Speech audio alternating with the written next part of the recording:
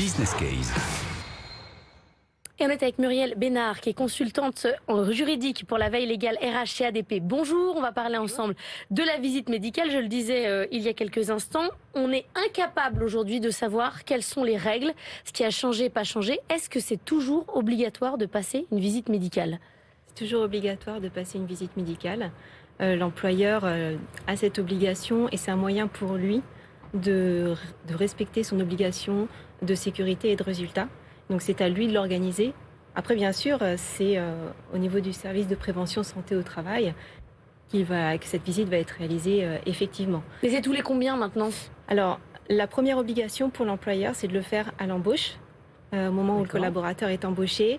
C'est une visite d'information et de prévention.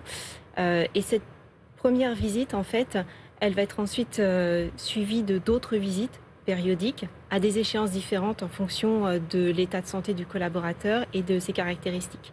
La première visite, donc, c'est la visite d'information et de prévention. Donc c'est vraiment je rentre dans l'entreprise, dans quel état je suis Exactement, c'est la première visite qui va permettre au médecin du travail de faire un diagnostic. Il y a ça dans le cas d'un suivi classique et après le médecin du travail va définir une périodicité qui classiquement est tous les 5 ans maintenant. D'accord. Avant effectivement c'était tous les 2 ans, maintenant c'est tous les 5 ans. Ensuite il y a des spécificités selon l'état de santé selon le cas du collaborateur, ce qu'on appelle un suivi adapté où là dans certains cas la visite elle peut être préalable à l'embauche. Par exemple, pour des collaborateurs qui vont travailler de nuit, pour les femmes qui sont enceintes ou allaitantes et qui seraient embauchées à ce moment-là, pour les jeunes de moins de 18 ans ou des personnes handicapées. Et dans ce cas-là, il y a toujours cette visite d'information et de prévention, mais dans certains cas, elle va se faire avant. Là, le médecin du travail va aussi définir une périodicité qui sera d'au plus tous les 3 ans. Et il y a une obligation de l'employeur, il y a une punition ou c'est juste il faut le faire et on vérifie pas ? Alors, si l'employeur ne respecte pas ses obligations, il peut déjà être amené à payer des dommages et intérêts pour le préjudice que le collaborateur aurait subi. Et puis, il peut aussi avoir une contravention, donc aller au pénal. Souvent, c'est les contraventions de 5e classe. Peut aller jusqu'à 7 500 € pour une personne morale. Puis après, on peut aller sur d'autres circonstances. Mais vous qui vous occupez justement de la veille légale RH, vous en voyez des moments où il y a des entreprises qui ont des amendes ou qui se font taper sur les doigts parce qu'elles n'ont pas respecté cette obligation ? Alors, à notre niveau, on n'en voit pas spécialement parce que nous, en fait, on va plutôt être dans l'accompagnement. Au sein d'ADP, Automatic Data Processing, nous servons 12 000 clients et souvent, ils nous sollicitent plus pour les accompagner et justement être en mesure de bien respecter leurs obligations et surtout aussi pour les collaborateurs qui sont en suivi renforcé. Ces collaborateurs-là, ce sont ceux qui sont exposés à des risques professionnels du genre le plomb, l'amiante ou les risques de chute, par exemple.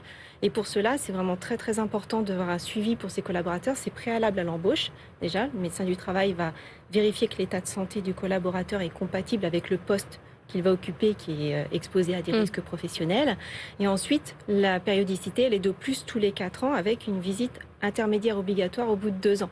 Donc là, pour les employeurs, c'est très important de pouvoir contrôler et de ne pas louper l'organisation de cette visite, puisque là, ça peut être dangereux. Oui. Une des raisons pour lesquelles on est passé de 2 ans à 5 ans, c'est parce qu'il y a très peu de médecins du travail, qu'en fait, les entreprises disaient, je peux toujours essayer de mettre en place la visite médicale. En fait, j'ai personne pour la faire passer. On en est toujours là, on manque toujours autant de médecins du travail ? Alors, c'est vrai qu'il y a toujours un manque au niveau des médecins du travail. Cela dit, en fait, la loi santé au travail, elle permet de ne pas forcément solliciter le médecin du travail.